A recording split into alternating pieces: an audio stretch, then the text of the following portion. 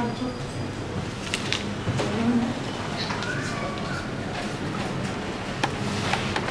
would like to bring to the notice of this court,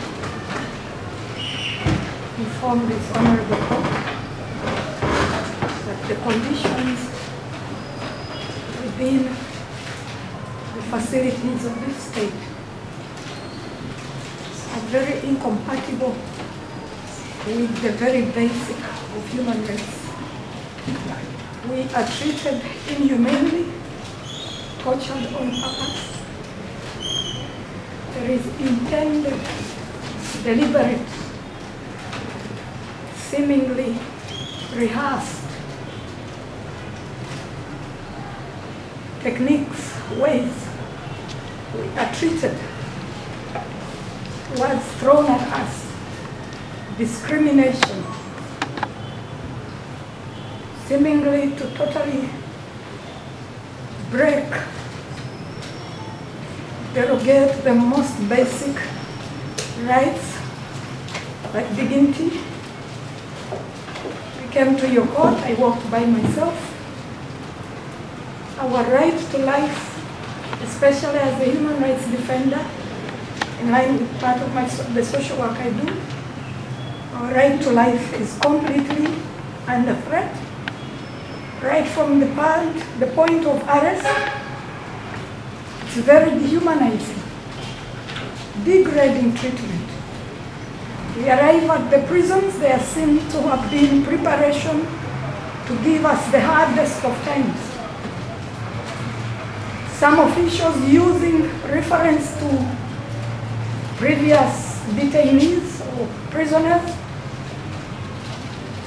to warn you of the worst.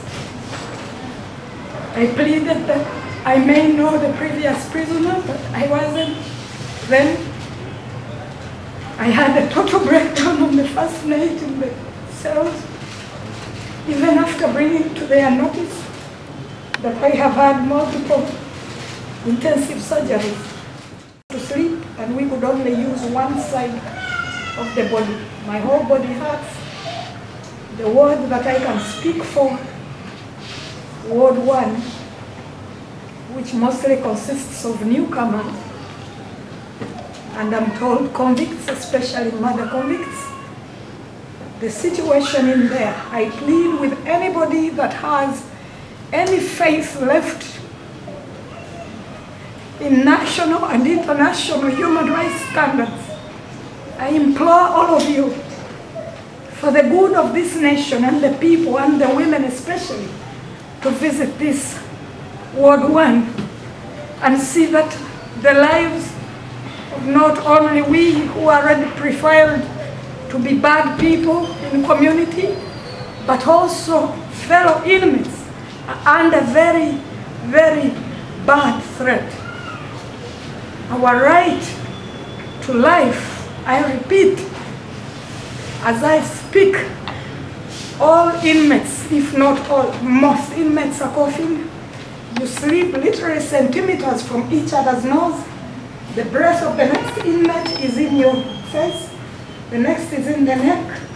And because of my back issues, previous health issues, I pleaded with they call them category, who very inhumanely degraded me.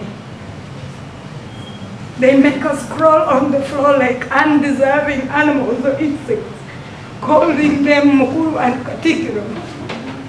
I had a total breakdown. I begged for my life. They labeled me insane. And she ordered me to say nothing else. And I had to just sit all night on my back. The following day, we tried, it was the same. They brought new people in the cell, and it got worse. You literally didn't have the space to turn. They call it kagongo. You must lie with one side. You cannot turn.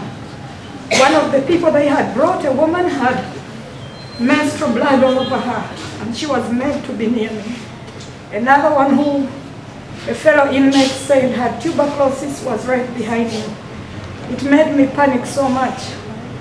that I kept it in mind to call who they called the human rights representative, also an inmate called Jackie. We are not allowed to talk. We enter at 3 p.m. We enter those cells and we sit down. Every morning, the evidence of the rot on which people lie, rags, maroon-colored rags, to work as blankets. They are removed conveniently and heaped in something every morning. Even if you plead to be unwell, no one will listen. I asked to see a doctor. Twice I was at the dispensary. The doctor wasn't present. An injection was administered, which was said to be diclofenac. And I declined to have the consequent injections because we were hungry, we were discriminated against, we weren't given dishes for the meal. There was information, we had to be very careful. I could go on and on, but I implore everybody in this court that cares anything about human rights to take a look at Ward 1, Luzira Max Prison. The young girl that I was taken on the bus with, her name, Natabi Margaret. I left her very sick. Twice yesterday she went by the dispensary, once spending there 2 hours and giving up and leaving at 11 because there was nothing. The prison officers degrade us. They use language that's intended to break the most resilient of spirits.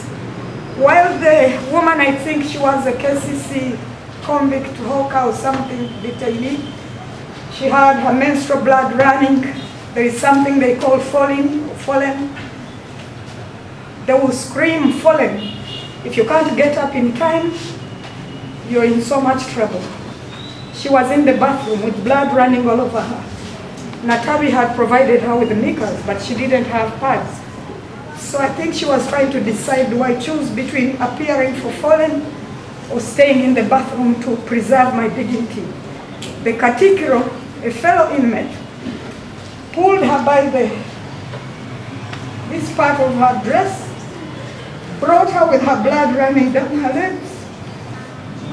The officer, the Mukulus, the officers of the prison, you will excuse the language she used. Temuli wanokunava. That woman cried all her time there.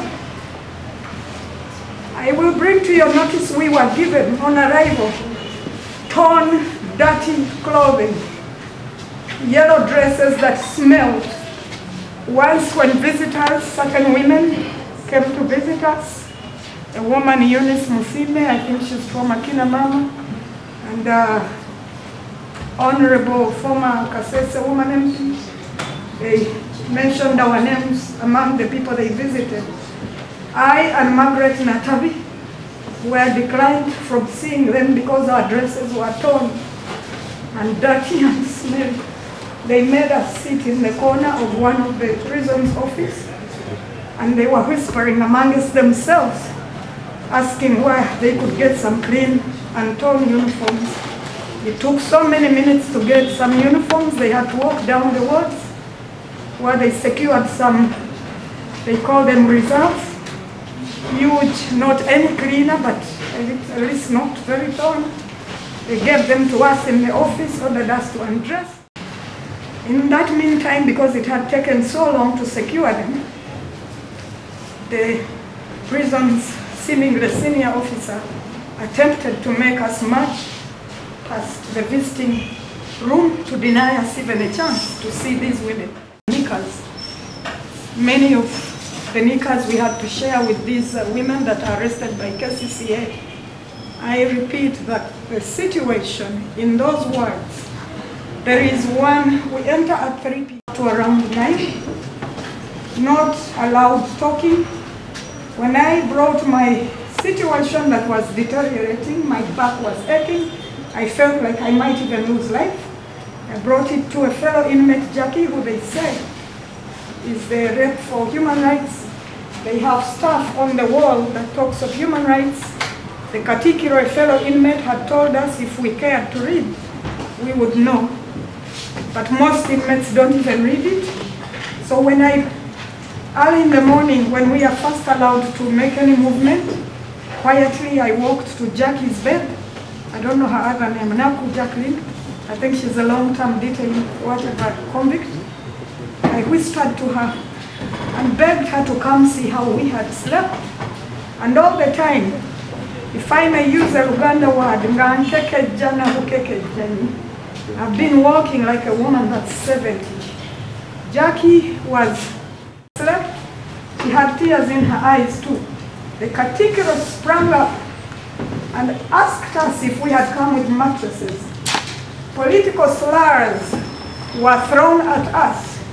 We were mocked, particularly me, that if I thought my human rights would save me, I should call Bobby Wine to send me a mattress. They relate you to every political situation. That torture, even for the strongest, most resilient spirit, is unacceptable. Food, medical, torn clothes. There is one meal that's served in a huge dish that we didn't get for the first 3 days maybe we were there. But personally I survived because indeed the inmates started to relate me to Bobby Wine. They introduced, the free time we are allowed outside, they introduced me to political prisoners who supplied me with a little food and water. I would close by calling on all of you, smart men and ladies of the law. There must be a pushing for human rights to mean something in this country. The women in that cell, many arrive healthy. You could go and check today. Many went to the doctor and they couldn't access medicine because the line was long, or Katikiros are also sick and they are bypassing. I implore all of you to push for the simplest of rights to be respected. National, international standards of rights. There is no difference between we, the inmates in Uganda, and the inmates elsewhere in this world. Water is rationed. There is one hole that we all use in that big hole. The hole is maybe half this size and it contained at one part 80, 89, they keep counting. One hole where you can do everything. It's covered in menstrual blood, number 5 as they call it, human fecal matter. I have issues, I couldn't squat on that hole, and when I tried to susu while standing, someone came and shoved me for not having manners. Inmates are used against fellow inmates. Please go there and see your work. Thank you. Relevant authorities, I think some prison authorities are here. This country belongs to all Ugandans, regardless of political inclination and regardless of social status. It is a duty of every public officer to ensure that we treat Ugandans as Ugandans. That message is for Yabashiza, for you to take to him, because he is responsible for what the prison wardens and whatever happens in the prison, he has the responsibility. And if I make my speech, I don't expect any interference. We have been courteous, we are talking about a matter. Please, if you have respect for professionalism, sit down and I finish speaking. I'm very measured. Thank you very much. Your Honor, I am trying to restrain myself because I am a human being. When the torture has happened to a human being, and I'm not running this court, I'm saying we can get a ruling another day, but I am sending a message to the public officer whose first name is Yabashiza. We cannot afford to have a situation that Nana has related in any prison in Uganda. It's unacceptable and it must stop. Also, let's say because you know the procedures.